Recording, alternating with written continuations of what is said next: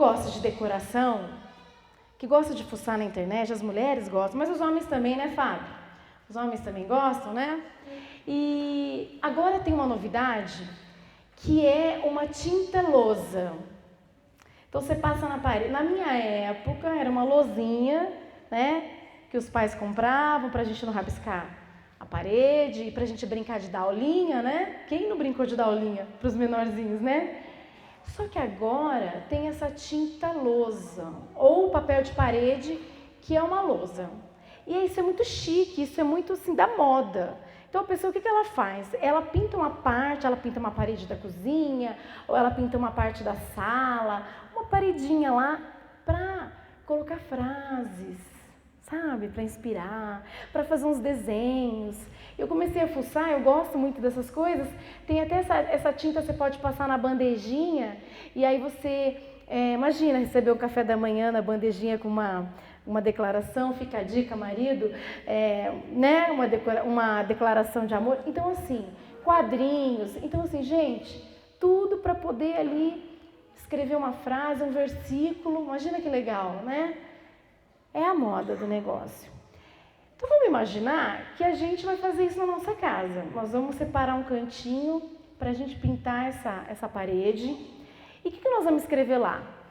Nós vamos chegar no final do dia e nós vamos colocar os nossos pensamentos. Tudo que a gente pensou no dia. Vai ser a reunião da família. Aí senta todo mundo e cada um vai lá e escreve. Imagina. Imagina você, mulher, sabendo que seu marido pensou o dia inteiro. O marido que a mulher pensou o dia inteiro. Tá sabendo que sua filha está pensando. Seria bom, né? Ou não, né? Mas imagine essa reunião para a gente chamar de, o mural dos pensamentos. Só que pensando sobre isso, quando Deus estava me dando essa ilustração, eu imaginei a gente assim, com o giz na mão e, tipo assim, o que eu pensei mesmo? A gente não está conseguindo pensar sobre o que nós estamos pensando. E por que nós estamos assim? Porque nós estamos com excesso de informação. Demais. A gente tem um excesso de informação, de preocupação, de pensamentos, que hoje nós não estamos conseguindo pensar sobre o que nós estamos pensando. Eu tenho tido essa dificuldade de me lembrar do que eu pensei. Mas nós temos aí uma frase que diz, o que você está pensando? A lousa virtual, que não é ali só na sua casa, só para a sua família saber os seus pensamentos. É a rede social, que quem quiser está aberto, mundial, para saber o que você está pensando. E de fato as pessoas realmente não estão pensando no que elas estão pensando. Porque quando você começa a olhar o que elas estão postando e o que elas estão pensando, porque a pergunta é o que você está pensando, quando você olha o que a pessoa escreveu, você fala, essa pessoa pensa isso? A Bíblia diz que assim como você pensa, assim você é. Assim como pensa a sua alma, assim você é. Então você é o que você pensa. Conversava com uma pessoa esses dias e ela falou assim, que estava em dúvida sobre o caráter de uma outra pessoa e ela teve uma ideia, vou pesquisar o Facebook dela. E ela foi lá atrás, nas postagens lá de trás, e ela teve a certeza de que ela estava certa em relação ao caráter da pessoa. Porque aquilo que é postado, você faz a imagem da pessoa do que ela está postando. Do que você pensa, assim você é. Então nós não estamos refletindo sobre o que nós estamos pensando. As pessoas estão com a cabeça tão cheia de coisas que é mais fácil você copiar um negócio, um pensamento que alguém fez. Dá um Ctrl+C, Ctrl+V e vamos lá. Mas de fato nós não estamos conseguindo pensar sobre os nossos pensamentos. Pesquisando sobre isso, eu descobri que existe um sintoma que se chama síndrome do pensamento acelerado, que ela vem de um transtorno de ansiedade. E as matérias que eu li dizem que 80% das pessoas sofrem dessa síndrome. Então é o acúmulo de informações muitos pensamentos ao mesmo tempo, coisas que a gente mesmo, às vezes essas informações elas vêm até nós e aí a gente começa a pensar sobre elas, mas em muitos casos nós enchemos a nossa mente de coisas. Eu, às vezes, momentos em que eu posso não ver nada, eu quero ficar, para mim é relaxar, só que depois eu vou deitar, sabe quando a sua cabeça fala, vamos bater um papo agora, e você fala, tá amarrado? Quero dormir? Nunca se tomou tanto calmante como se tem tomado atualmente. E as pessoas não estão conseguindo dormir tomando calmantes fortes. Conheço muitas pessoas que ficam com o corpo relaxado, mas a cabeça está lá, não deixa elas dormir. De tanta informação. Olha só o que essa... Vamos ver se alguém se identifica. Essa síndrome, ela diz que os sintomas são cansaço extremo, ninguém tá, né? Déficit de memória, irritabilidade, ninguém está irritado, né?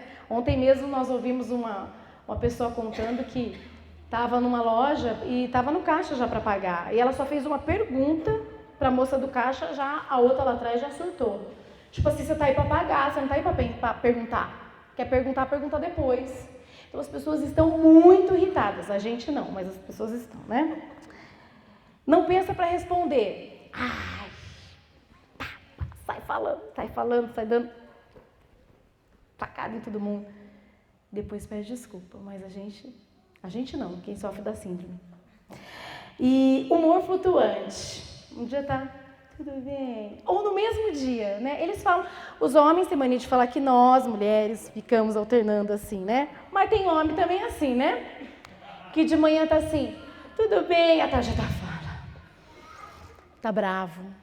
Alternância. A pessoa fica flutuando, hora tá bem, hora não tá, hora tá bem, hora não tá. Fadiga, aquele cansaço. Mas como ninguém se identificou aqui, beleza. Gente, então esse excesso de informação, esse excesso de pensamento não deixa a gente pensar sobre o que nós estamos pensando. E como que a gente pode mudar esse quadro? Como que a gente pode melhorar tudo isso? A Bíblia diz que nós devemos renovar a nossa mente, se quisermos experimentar e comprovar a boa, perfeita e agradável vontade de Deus, que o Juliano falou aqui no começo. Então, se você quer experimentar isso no Senhor, a Bíblia diz que nós devemos não nos conformar com os padrões deste mundo, mas devemos renovar a nossa mente para experimentarmos a boa, perfeita e agradável vontade de Deus. Então, para isso, nós precisamos o quê? Filtrar o que a gente está vendo, filtrar o que a gente está ouvindo, filtrar o pensamento.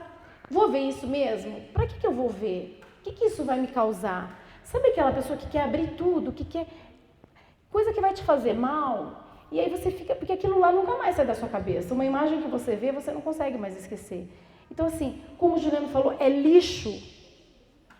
Lixo que a gente vê e que vem para o nosso emocional. E a gente fica cansado, a gente fica com a mente cansada. Até a Valentina. Como a gente está num círculo em que todo mundo está cansado e estressado e irritado e mal-humorado, a minha filha, eu falei, filha, arruma um brinquedo. Ela falou, tô cansada. Eu falei, o quê? Ela, eu tô cansada. A mesma cara que eu faço. Eu falei, Juliano, ela precisa ir para a escola. E de verdade, ela vai para a escola. Semana que vem, em nome de Jesus. Porque de verdade, gente, ela fez a mesma cara. Tô cansada. Então ela está me vendo cansada. Ela está vendo as pessoas à nossa volta dizendo, ai, tô cansada. E ela falou que ela tá cansada. Aí eu fiquei preocupada. Aí Deus já deu essa mensagem, pelo amor de Deus, vamos parar e vamos botar em prática isso aqui. Não é verdade? Uma criancinha dessa. Então, a gente tem que filtrar aquilo que a gente está vendo, aquilo que a gente está ouvindo. E perguntar, eu preciso? O que eu estou pensando? Por que eu estou pensando isso? Não é? Aí, a gente tem que se desligar daqui um pouco e a gente tem que se ligar mais lá. Porque quando a gente se liga em Deus, a gente lembra que Ele fala assim, está preocupado? Você está pensando muito nas suas preocupações? A minha palavra, lembra, filha, diz que não se preocupe com o dia de amanhã. Basta cada dia o seu mal. Está preocupado com o que vai comer? Está preocupado com o que vai vestir? Olha as aves dos céus. Olha os lírios do campo. Eles não precisam se preocupar e eu cuido deles. A Bíblia diz, Por mais preocupação que você possa ter, você não consegue acrescentar um dia na sua vida. Então, não se preocupe com o dia de amanhã. E aí a gente está cansado. E a gente está cansado. Mas quando a gente se desliga e a gente se conecta, a gente lembra que ele fala: vinde a mim, os que estão cansados e sobrecarregados, e eu vos aliviarei. O Juliano já pregou sobre uma passagem bíblica em que está a tempestade lá e os discípulos estão no barco desesperados. Meu Deus, nós vamos morrer. E Jesus está dormindo, lá de boa. Aí você fala: Viviane, você está falando isso, mas você não sabe como que é o meu trabalho. É o maior estresse, as pessoas são estressadas, as pessoas são briguentas. Não, você não conhece os meus amigos. Mas nós temos que... Aí você fala: Jesus estava dormindo porque ele era Jesus. Mas ele pediu para que nós seguíssemos os passos dele.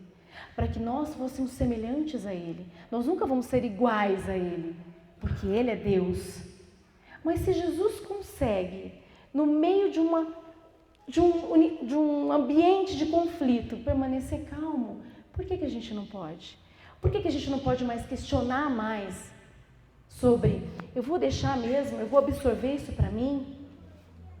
É isso que Deus espera de nós. Nós que conhecemos a Deus, nós que queremos ser parecidos com Deus, nós não podemos ser iguais às pessoas que estão cansadas, que estão estressadas, que estão mal-humoradas. Nós somos humanos, mas nós sabemos que existe uma luta entre o espírito e a carne. Então nós temos que dar lado para o espírito trabalhar em nós. Nós não podemos aceitar que essa síndrome, ela atinge, gente, ela atinge. A palavra veio primeiro para mim. Eu sou a primeira a falar para vocês que eu estou cansada, que eu estou cheia de pensamento. Hoje eu esqueci a chave na porta. E o Juliano também tá, porque ele falou para mim: eu vi você fechando e eu vi você guardando a chave. Amor, desculpa. Aí eu falei: verdade. Ainda eu concordei, eu fechei mesmo. Ficamos desesperados no carro. Dele: não, você fechou, depois você abriu. Ele falou para mim tudo que eu tinha feito. Aí quando eu subi, a chave estava na porta, eu esqueci de trancar. Eu moro em apartamento, fico lá. Aí ele subiu, eu falei: estava na porta. Eu falei: você viu eu fechando a porta. E você viu eu andando com a chave. Então assim, tá automático. Eu estou fazendo um negócio, estou pensando em outro. Esses dias lá no prédio mesmo, ainda ela está patrocinando a palestra, ela é uma fofa. E a Karina, né? E ela já veio aqui no encontro, ela mora no mesmo prédio que eu. No mesmo bloco que eu. E eu conversei com ela sem saber quem era ela. E aí quando eu vi a foto, o Juliano falou: deixa eu ver quem é. Ele olhou e falou assim: amor, é a moça aqui de baixo, a Karina.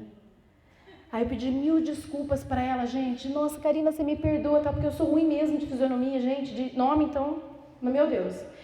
Mas com números eu era boa, né? Eu era, porque eu preciso renovar aqui. Eu era, porque eu estou esquecendo até número. Mas aí o que aconteceu? A gente estava saindo para um dos compromissos e eu encontrei a Karina também chegando assim no carro. Eu falei oi automático, nem vi quem era. Oi, com a Valentina, pensando: peguei a mamadeira? Peguei. Não, aí se fizer frio, se fizer calor. Tá? Gente, a mente bombardeada, você entendeu? E aí depois o Juliano falou assim: você nem falou oi pra ela? Aí mandei outra mensagem: me perdoa. Ela falou: fica tranquila, Vivi. Minha menininha pequenininha também, eu entendo. Gente, nós não podemos aceitar isso. Sabe o que Deus espera de nós? Olha o que a gente tem que pensar. Finalmente, irmãos, tudo que for verdadeiro, tudo que for nobre, tudo que for correto, tudo que for puro, tudo que for amável, tudo que for de boa fama, se houver algo de excelente ou digno de louvor, pense nessas coisas. Filipenses diz isso.